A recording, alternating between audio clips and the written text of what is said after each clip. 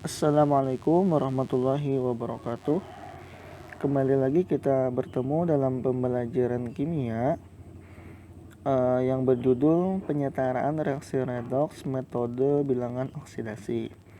Sebelumnya kita sudah mempelajari metode setengah reaksi pada suasana asam maupun suasana basa. Nah, untuk sekarang ini bagaimana sih dengan metode bilangan oksidasi? Jadi sebenarnya prinsip metode bilangan oksidasi itu yaitu menyamakan jumlah elektron yang dilepas oleh reduktor dan diikat oleh oksidator. Jadi intinya itu menyamakan jumlah elektron yang dilepas maupun yang diikat.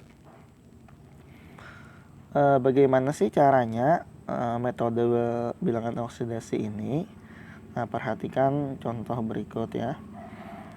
Di sini ada soal, setarakan reaksi berikut CuS tambah NO3- menjadi Cu2+ plus S plus NO pada suasana asam. Langkah pertama yang seperti kemarin ya, itu menentukan bilangan oksidasi. Nah, jadi masing-masing unsur ini ditentukan dulu bilangan oksidasinya. Pada CuS ini kan bilangan CuS ini tidak bermuatan, jadi sama dengan 0. Cu itu 2 plus S itu otomatis min 2 ya, agar jadi 0. NO3- berarti itu min 1, O itu min 2, dikali 3 berarti min 6. Berapakah nilai N agar jadi min 1? Maka N itu plus 5. Untuk Cu2+, ini sesuai dengan ionnya, berarti langsung ditulis plus 2. S ini unsur bebas, berarti 0. NO, O min 2 ya, min 2 berarti N nya itu plus 2. Nah, ini seperti cara yang kemarin. Yang cara kedua yaitu menyetarakan atom yang mengalami perubahan bilangan oksidasi. Dari sini tadi yang mengalami perubahan oksidasi adalah S dan N. S itu min 2 menjadi 0, N plus 5 menjadi plus 2. Nah, sekarang antara S dan N ini apakah ada atomnya yang tidak sama atau tidak setara? Di sini S-nya berapa? 1, di sini S-nya 1. N-nya di sini 1, N-nya di sini 1. Berarti sudah setara ya yang mengalami perubahan bilangan oksidasi. Jadi tidak perlu kita apa-apakan. Biasanya ada soal yang di sininya tidak setara. Nah, jadi harus disetarakan dulu ya atom yang mengalami perubahan biloknya. Karena ini sudah sama, berarti kita lewati dulu karena nggak ada perubahannya. Nah, langkah yang ketiga yaitu menentukan jumlah penurunan dan kenaikan bilangan oksidasi. Kita tahu tadi bahwa yang berubah itu S dan N. Berapa sih perubahannya? Kita cek. Untuk S, perubahannya dari min 2 menjadi 0, berarti dia ini naik 2 ya. Naik 2, kalau naik disebut oksidasi. Berapa naiknya? 2. Untuk N di sini plus 5 menjadi plus 2, berarti dia ini turun. Berapa turunnya? 3 atau disebut reduksi. Nah, jadi gitu ya. Langkah ketiga. Langkah keempat yaitu menyamakan jumlah perubahan bilok dengan perkalian silang. Jadi gini maksudnya. Nah, yang di S-nya ini tadi ini oksidasi atau naik 2 kan. Nah, sedangkan yang di N tadi itu reduksi atau turun 3. Selanjutnya yaitu perkalian silang biar mudah. Berarti yang reduksi yang turun 3 ini dikalikan 2. Dapat 2 dari mana? Dari yang naik 2 ini. Sedangkan yang naik 2 ini kali 3. Dapat 3 dari yang reduksi turun 3 tadi. Jadi tinggal dikalikan silang. Nah, lalu bagaimana proses pengkaliannya? Jadi yang dioksidasi ini kan naik 2 dikali 3. Dikali 3 itu di koefisiennya ya, di koefisiennya nih. Jadi yang dikali 3 itu cuma yang mengikuti anak panah ini atau yang mengalami oksidasi saja. Berarti yang dikali 3 itu cuma CuS, ini semuanya ya kali 3. Kemudian panahnya kemana? Ke sini. Nah, ya kan? Berarti S-nya juga dikali 3. Udah 2 ini aja yang dikali 3. Yang dikali 2 yang mana? Berarti yang mengalami reduksi.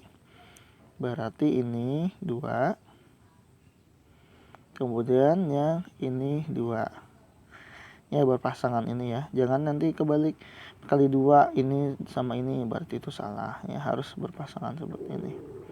Nah, itu perkalian silang. Selanjutnya yaitu menyetarakan atom yang lain kecuali H dan O. Nah, kita lihat di sini tadi kan yang kita kalikan silang ini. Ininya enggak ya, ini enggak. Ini kita abaikan dulu. Kita abaikan. Nah, baru langkah kelima. Nah, baru ini yang kita setarakan. Artinya ini merupakan atom lain ya. Ini kan tidak terlibat dalam reaksi redoks. Berapa sih agar dia setara CU-nya? Nah, di sini CU-nya ada berapa? Ada 3. Maka di sini kita taruh angka 3 ya, seperti itu. Yang keenam yaitu menyetarakan muatan dengan menambah ion H+. Nah, pada pembelajaran sebelumnya kita menyetarakan muatan dengan menambahkan elektron ya. Elektron itu nilainya -1. Kalau H+ itu nilainya +1.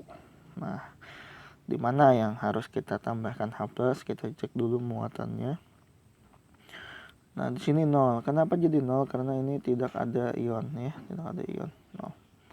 Nah, ini ada ion -1 kali 2 berarti dia -2. Cu2 plus nih plus 2 karena ada 3, 2 kali 3 plus 6. 3S berarti 0. 2NO juga 0. 0 tambah -2 berarti -2.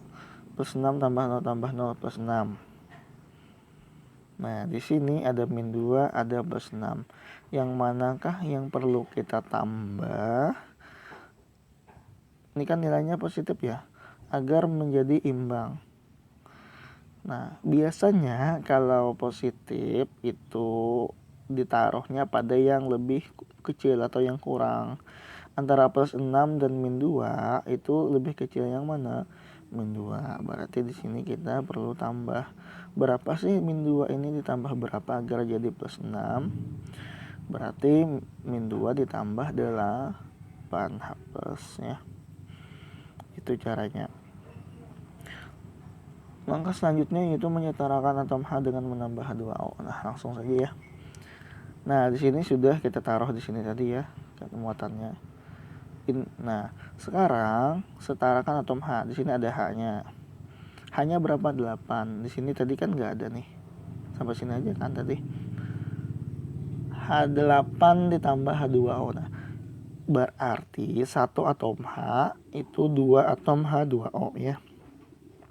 H2O ini kan hanya ada 2. Kalau ini cuma 1.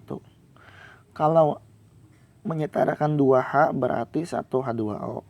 Kalau 4H berarti 2 H2O. Kalau 6H berarti 3 H2O. Kalau 8H berarti 4 H2O ya. Karena H2O ini punya 2H sudah. Kalau di sini 10 berarti di sini 5. Kalau sini 12 berarti di sini 6 ya, seperti itu. Nah, berarti sudah selesai nih sampai 7 aja. Sekarang kita cek atom dan muatannya. Cu-nya 3, S-nya 3, nih, N-nya 2, O-nya 6, 2 kali 3 6, H-nya 8, muatannya plus 6 tadi. Cu-nya 3, 3, 2, 6, 8. Sudah sama ya. Berarti setara. Jadi sebenarnya cara bilangan oksidasi ini lebih cepat daripada reaksi setengah reaksi kemarin. Ada nggak cara cepatnya? Ada. Nah, cara cepatnya ada. Kita sebenarnya langkah yang tadi aja juga, cuma saya persingkat menjadi langkah yang lebih cepat. Caranya sama, yaitu menentukan bilangan oksidasi masing-masing. Terus yang mana terjadi perubahan bilok. Terus cari naiknya berapa, turunnya berapa. Seperti itu. Lanjut Kak. Setelah itu kalikan silang. Nah terus yang ini tadi kadatu umpati dikalikan silang, dicek aja ini CO nya berapa sih, umpati yang di sini. Nah CO nya karena 3 berarti 3. Nah itu. Terus yang terakhir adalah hitung muatannya berapa. Oh berarti ini kurang, ini tambah 8 H+. Di sini ada H+, berarti sini kadada, berarti berapa H2O nya, tambahi H2O. Nah berarti 3 cara aja ya sebenarnya bisa diringkas menjadi 3 langkah. Jadi kalau ada menjawab soal butuh waktu yang singkat, bisa menggunakan langkah cepat ini. Tapi kalau dalam proses pembelajaran biar paham konsepnya, maka gunakan cara yang lambat. Seperti itu. Biasanya kalau ujian-ujian nasional atau ujian yang perlu waktu cepat ya, seperti ini caranya. Nah, di sini ada 2 soal latihannya. Ini mudah aja, jadi ikuti aja cara yang lambat dulu baru cara cepat. Cara cepat tuh melatih aja, yang penting cara lambat dulu. Mungkin itu saja pembelajaran hari ini. Salah dan hilaf mohon maaf. Assalamualaikum warahmatullahi wabarakatuh.